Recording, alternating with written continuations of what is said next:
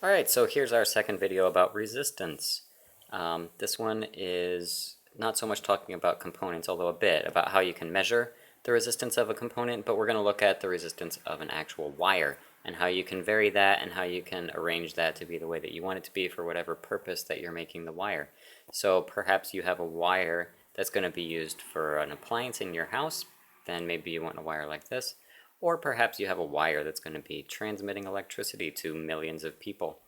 Then you're going to want a wire a little bit more like that. All right. So we're going to talk about what makes wires have resistance and how you can change it so that it's more or less based on the shape or whatever of the wire. So here we go. Okay, so you might have guessed the thickness of a wire is going to have an effect on its resistance. It's not exactly intuitive the way this works, although it is if you think about it in the right way. A thicker wire, like this one, is going to have less electrical resistance than a thinner wire, especially these strands of this copper wire here. As strands there. This one's also copper, but it's solid copper, and this is a wire with strands. So each of these strands has a lot more resistance than this guy because they're a lot smaller. And you could think of this like a crowded hallway. If you're walking through a hallway and the hallway is narrow, like, I don't know, say the junior hall here at campus, then it's harder to get through there. If there's a lot of people there, there's a lot of resistance, there's a lot of bumping and you know, people getting in each other's way and so on. In a narrow hallway, if you take the same number of people and you put them in a wider hallway, there's less bumping, there's less getting in each other's way, and there's less, if you want to think of it, electrical resistance.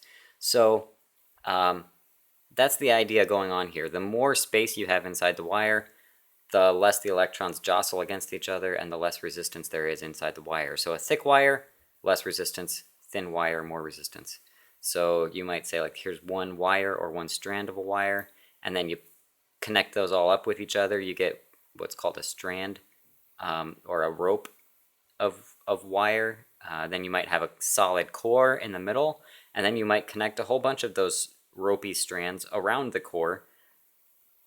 And that would be the type of wire, quote unquote, that is an electrical wire up on the electrical poles that you see around town and so on. It's more of a wire like this, a lot less of a wire like that, because the thicker you have in the conductive material of the wire, the bigger it is, the bigger around, the bigger diameter, the less resistance there is in the wire. So thick wire, less resistance.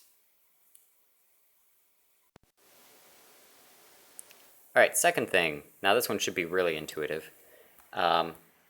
Length of the wire. Again, I've got the same picture here of the power lines.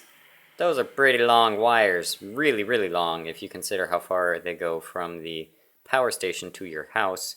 It's a long way as compared to, say, this guy right here that is maybe sitting around your house someplace or other, though with a bit of a different plug. Since this is a different country, I'm not sure where that one's from, but it's not from the Philippines. Nor from the US, for that matter. Anyways, so the bottom line, a shorter wire has less resistance. A longer wire, there's more friction, there's more resistance, and there's less current. If everything else is the same, right? If all the other things are the same and you've got a long wire and a short one, the shorter one has less resistance. But of course, since these wires are much, much thicker than this one, there's always a chance that those wires actually end up in the end having less resistance than this one due to other factors. But in any case, if you have two identical wires and one of them's long and one of them's short, the short wire has less resistance. Cool. Okay, so the second topic of this video is how you can measure, at least indirectly, measure and then calculate the resistance of a load. And this image shows you how you would do that. All right, you would need a voltmeter and an ammeter. You connect the voltmeter in parallel across the component that you want to measure, and then you connect the ammeter in series with the thing you want to measure, and that is going to let you measure both the potential difference across the load and the current that's going through the load. All right, so that's going to give you current with the ammeter and potential difference with the voltmeter. Now, if you have those two things and then you apply Ohm's law, you will be able to calculate the resistance. Or you could just take your multimeter and turn the setting to resistance, hook it up to your resistor, and bam, it'll tell you what the resistance is. But really, this setting on this device is basically measuring the current and the voltage and then calculating the resistance based on that. So it's kind of a cheater's shortcut for measuring the resistance. Well, not really. It's a practical shortcut. But you guys don't get to use that for your test questions or whatever. You're going to have to do it this way, right?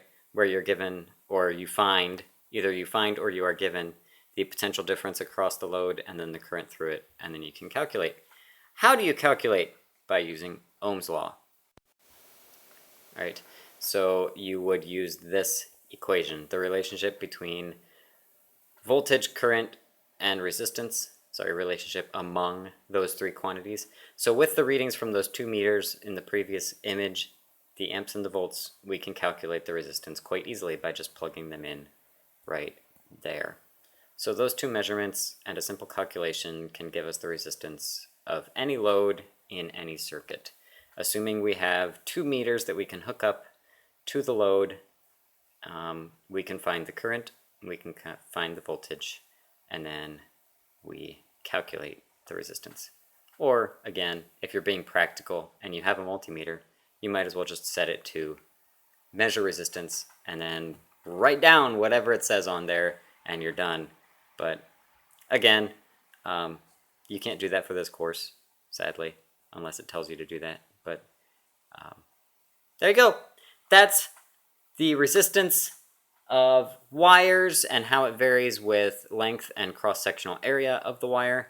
And then also we talked about how you can calculate the resistance of any load by using an ammeter and a voltmeter to find the potential difference and the current flowing through that thing. And there you have it. Hope that's helpful, and we'll catch you with the next video. See you next time.